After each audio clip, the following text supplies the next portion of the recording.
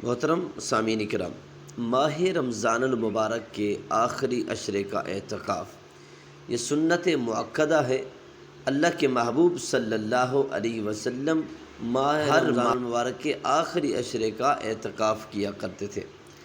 ام المؤمنین حضرت سیدتنا عائشہ صدیقہ رضی اللہ تعالی عنہا فرماتی ہیں، حضور تاجدار مدینہ سرور قلب و سینہ صلی اللہ علیہ وسلم ہمیشہ ماہ رمضان المبارک کے آخری عشرے کا اعتکاف فرمایا کرتے تھے، یہاں تک کہ اللہ کے محبوب صلی اللہ علیہ وسلم اس دنیا فانی سے بظاہر پردہ فرما گئے۔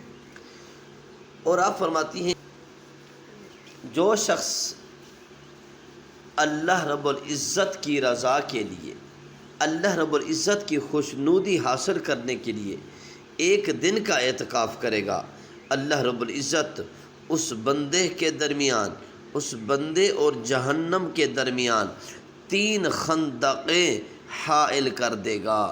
ہر خندق کی مسافت، ہر خندق کا فاصلہ مشرق اور مغرب کے فاصلے سے بھی زیادہ ہوگا۔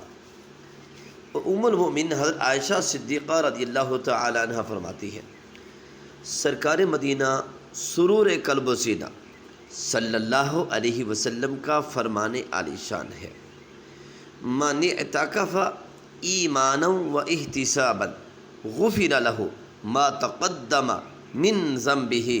میرے آقا فرماتے ہیں، جس شخص نے ایمان کے ساتھ اور ثواب حاصل کرنے کی نیت سے اعتکاف کیا، اللہ رب العزت اس بندے کے پچھلے سارے گناہ بخش دے گا۔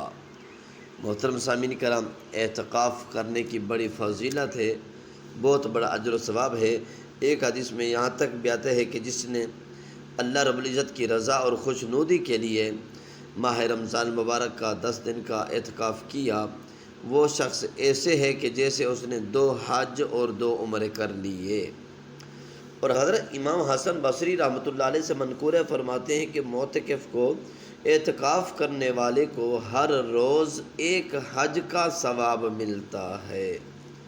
تو جو بندہ ہے مومن، جو شخص ماہ رمضان المبارک کے آخری عشرے کا اعتکاف کرنا چاہے تو وہ کیا کرے، 20ویں روزے کو غروب آفتاب سے پہلے مسجد میں پہنچ جائے اور اعتکاف کا ارادہ کرتے ہوئے مسجد میں داخل ہو جائے۔ یہ اعتکاف سنت مؤکدہ ہے۔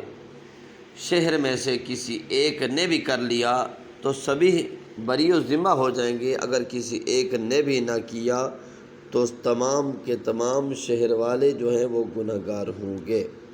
اور یہ یاد رکھیں، جو مرد حضرات ہیں وہ اعتکاف کرنا چاہیں تو وہ مسجد میں اعتکاف کریں، اور خواتین جو ہیں وہ اعتکاف کرنے والی وہ اپنے گھروں میں ایک جگہ کو مخصوص کریں، اور بعض گھروں میں یہ جگہ بنی بھی ہوتی ہے جہاں پہ وہ نماز وغیرہ پڑھتے ہیں۔